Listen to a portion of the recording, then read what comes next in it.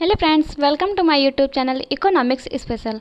आज हम लोग एमए सेकंड सेमेस्टर के बहुत ही इंपॉर्टेंट एमसीक्यूज़ पढ़ेंगे।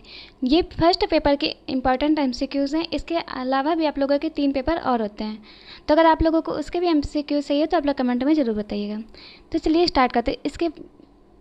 इस पेपर के लिए मैंने ऑलरेडी वीडियो बना रखी है, पर ये इसके बाद के क्वेश्चन है। तो सबसे पहला क्वेश्चन है हमारा, social choice and individual values के लेखक कौन है? पेरेटो, केजे एरो या हिक्स? तो इसका सही आंसर होगा केजे एरो, कीनेथ एरो। इसके बाद नेक्स्ट क्वेश्चन देखते हैं, कल्याण अर्थशास्त्र का मुख्य उद्देश्य क्या है? समाज की सुख समृद्धि को बढ़ाना, आर्थिक न्याय को स्थापित करना, समाज में वितरण को न्याय संगत बनाना, या फिर ये सभी? तो इसका सही आंसर होगा ये सभी, क्योंकि कल्याण अर्थशास्त्र का उद्देश्य समाज की सुख समृद्धि को बढ़ाना भी होता है, आर्थिक न्याय को स्थापित करना भी होता है, क्योंकि जब तक आर्थिक न्याय नहीं होगा तब तक समाज में सुख समृद्धि नहीं बनी रहेगी। उसके बाद समाज में वितरण को न्याय संगत बनाना भी इसका कार्य है, मतलब इसका उद्देश्य। तो इसमें सही आंसर होगा ये सभी।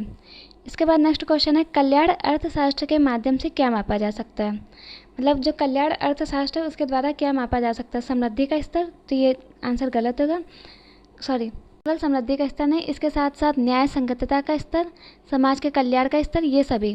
तो जो कल्याण अर्थशास्त्र में होता है उसमें ओवरऑल ये सारी चीज़ें आती हैं, न्याय संगत का स्तर, समाज के कल्याण का स्तर, आर्थिक स्तर, सभी चीज़ें आती हैं।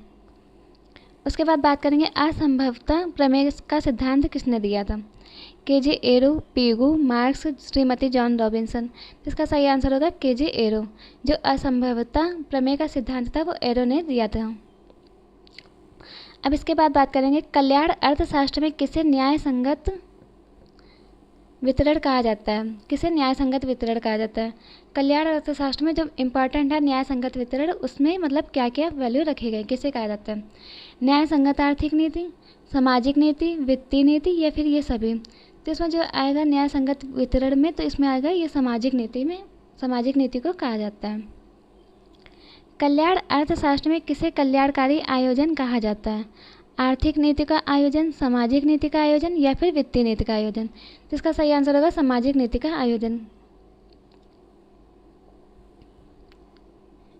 ये सभी, इसमें एक ऑप्शन ये भी दिया गया। अब ये देखिए, ये वाला क्वेश्चन इंपॉर्टेंट है, कल्याण अर्थशास्त्र का जनक किसे माना जाता है? तो कल्याण अर्थशास्त्र का जनक पेरेटो को नहीं माना जाता, ना ही हिक्स और मार्शल को भी नहीं माना जाता। तो इसका सही आंसर होगा पीगू। कल्याण अर्थशास्त्र का जनक पीगू को माना जाता है। पीगू के कल्याण अर्थशास्त्र का उद्देश्य क्या है? देखिए, अगर एग्जाम में ऐसे क्वेश्चन आया और आप लोगों को याद ना हो, जैसे सीक्वेंस में आया कल्याण अर्थशास्त्र का जनक किसे माना जाता है, तो आप लोग एक दो क्वेश्चन और पढ़ के देखिए। इसमें देखिए साफ साफ लिखा है पीगू के कल्याण अर्थशास्त्र का उद्देश्य क्या है। तो जो कल्याण अर्थशास्त्र है वो पीगू द्वारा ही दिया गया। तो चलिए स्टार्ट करते हैं। अब मतलब ये वाला क्वेश्चन देखते हैं, पीगू के कल्याण अर्थशास्त्र का उद्देश्य क्या है? सरकारी नीतियों का विश्लेषण करना, समान आर्थिक समस्या के लिए समाधान ढूंढना, समाज के कल्याण को बढ़ावा देना, न्याय संगत आर्थिक वितरण का मापन करना। तो जो पीगू का कल्याण अर्थशास्त्र है उसका उद्देश्य है समाज के कल्याण को बढ़ावा देना। कल्याण अर्थशास्त्र से ये समझ में आ रहा है कि कल्याण को ही बढ़ावा दिया जाएगा। इसके बाद बात करेंगे, नेक्स्ट क्वेश्चन है, पेरेटो आपूर्ति मांग निर्णयन में कौन सा मानक प्रयोग किया जाता है? मानक से मतलब है किसके द्वारा, मतलब क्या मापक के लिए चीज़ें रखी गई हैं। जैसे एसडीआई में होता है तो उसमें ह्यूमन डेवलप इंडेक्स में स्वास्थ्य, शिक्षा और जीवन प्रत्याशा। इसी तरह पेरेटो की जो आपूर्ति मांग निर्णयन है, देखिए पेरेटो का आपूर्ति मांग निर्णयन ये इनके द्वारा दिया गया था, ठीक। तो पेरेटो का आपूर्ति मांग निर्णयन में कौन सा मानक प्रयोग किया जाता है? आर्थिक मानक, सामाजिक मानक, व्यक्तिगत मानक, या फिर वित्तीय मानक? तो इसका सही आंसर होगा आर्थिक मानक। आर्थिक मानक का प्रयोग किया जाता है। उसके बाद नेक्स्ट क्वेश्चन देखेंगे, पेरेटो आपूर्ति मांग निर्णयन में किसे पेरेटो आपूर्ति मांग निर्णय कहा जाता है? सरकार को, उत्पादक को, उपभोक्ता, या विशेषज्ञ को? तो इसका सही आंसर होगा उत्पादक को। सामाजिक कल्याण संचालन सिद्धांत में कौन सा सिद्धांत सर्वाधिक प्रभावशाली होता है? सामाजिक कल्याण संचालन सिद्धांत भी इम्पोर्टेंट है। तो इसमें सबसे पहला ऑप्शन दिया गया पूर्ण सभ्यता सिद्धांत,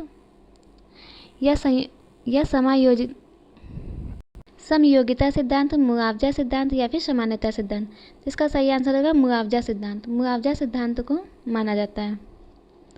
अब आता है नेक्स्ट टॉपिक, बाजार विफलता से लेकर। ये जो क्वेश्चन है, बाजार विफलता क्या है? बाजार में सभी उत्पाद उपलब्ध होना, ये तो नहीं होगा। बाजार में निर्माताओं की कमी, ये भी गलत आंसर होगा। बाजार में आपूर्ति और मांग में संतुलन, ये भी गलत होगा, क्योंकि आपूर्ति और मांग में संतुलन तो स्थापित करना ही चाहिए, करना होता है, ये एक उद्देश्य टाइप का। तो बाजार विफलता होगा बाजार में न्याय का अभाव। जब बाजार में न्याय का अभाव होगा, मतलब कुछ लोगों के लिए बॉन्डेशन होगी और कुछ लोगों के लिए फ्रीडम होगी, तो इस तरह से न्याय का अभाव होगा, तो बाजार विफलता संभव है। इसके बाद बात करेंगे श्रेणी योग्य कल्याण क्या है?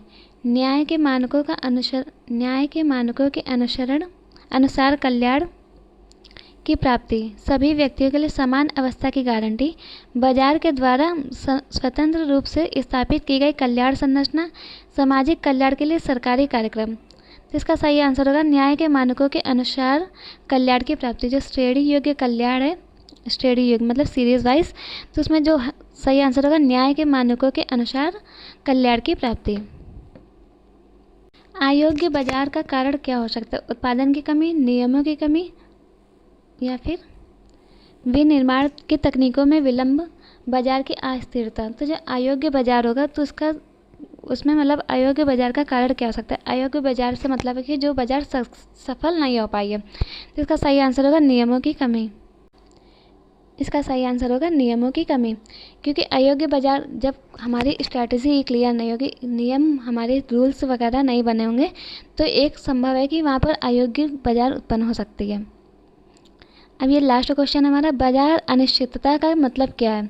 विपणन में अस्थिरता, निर्माण में असुरक्षा, आय और रोजगार की अनिश्चितता, निवेश में जोखिम। तो इसका सही आंसर होगा विपणन में अस्थिरता।